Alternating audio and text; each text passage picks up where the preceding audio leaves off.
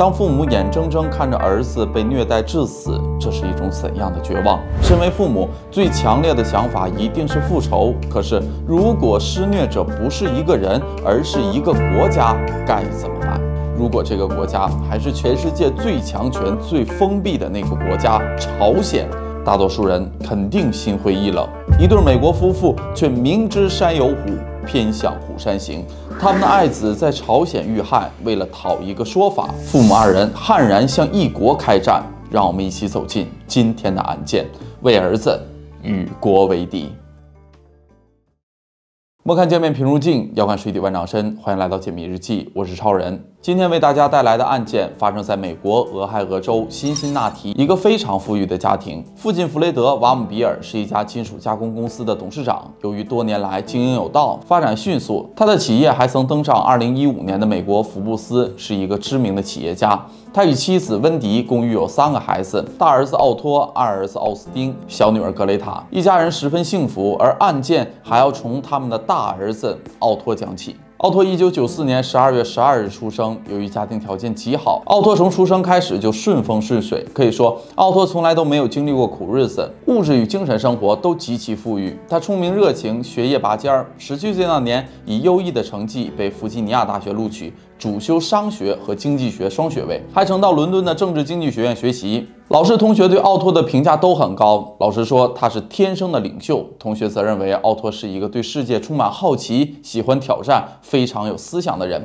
难能可贵的是，虽然贵为一个顶级富二代，但平时却和大部分同学没什么两样，甚至同学们都称奥托是一个只吃半价寿司的家伙。能够看出奥托很优秀，父亲弗雷德寄予厚望，儿子无论各方面都是一个好的接班人。怎么看，这都是一个前途光明的大好青年。而且弗雷格夫妇二人呢，也是十分的开明，一直都格外注重儿子的想法。而奥托也在物质上无忧无虑的前提下，一直在追求精神上的富足。在2015年的冬天，奥托计划2016年的1月开始到香港大学读1年书。在前往异国他乡求学前，20岁的奥托兴致勃勃地做出了一个大胆的决定，去朝鲜旅自由，去看一看这个世界上最神秘的国家。这个时候呢，大家可能会问了世界上好玩的地方太多了，为啥要冒着风险去朝鲜？其实奥托的选择在美国人看来并不意外。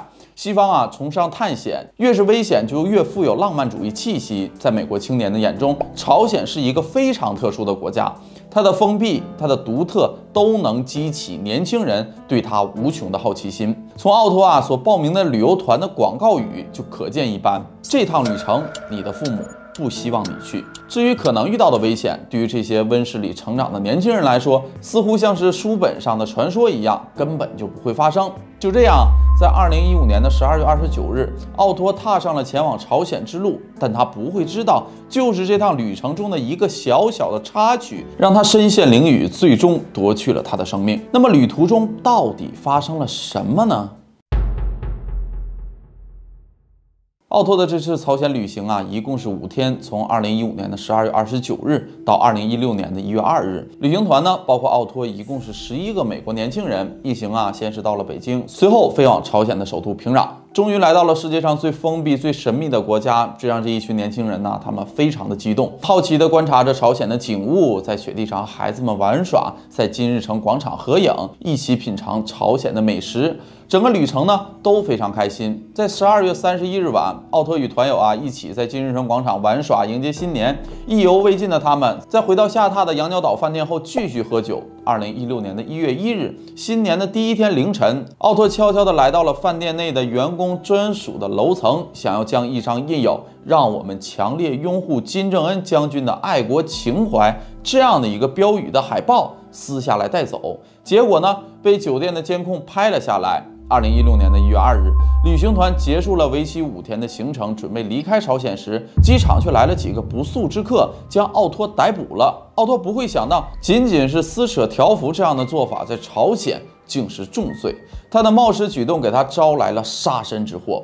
在朝鲜后来对外发表的解释中有这样一句话：朝鲜没有任何理由对这样一个敌对国家的罪犯大发善心。就这样，在2016年的3月，奥托被判处15年的劳动教养，国际舆论一下就炸开了锅。在这里，我们不谈论朝鲜这个国家它到底怎么样，但我们去其他国家旅游，尊重当地的这种政治文化，这是无可厚非的。在去朝鲜旅游之前呢，就包含了许多的注意事项，比如这是我在国内这种旅游网站中找到的朝鲜旅游注意事项，对政治啊、照相啊、自由活动都有非常明确的要求。如果在一个正常的国家，奥托的举动顶多就是一个不文明行为，罚款教育一下。可是，在朝鲜，任何印有政治标语都是不能损坏的神圣之物。普通人如果胆敢触犯这个禁区，将会受到最严厉的惩罚。奥托出发前呢，导游肯定也会三令五申的强调，奥托偷横幅这种行为肯定是不对的，做错就要认，挨打要立正，这没毛病。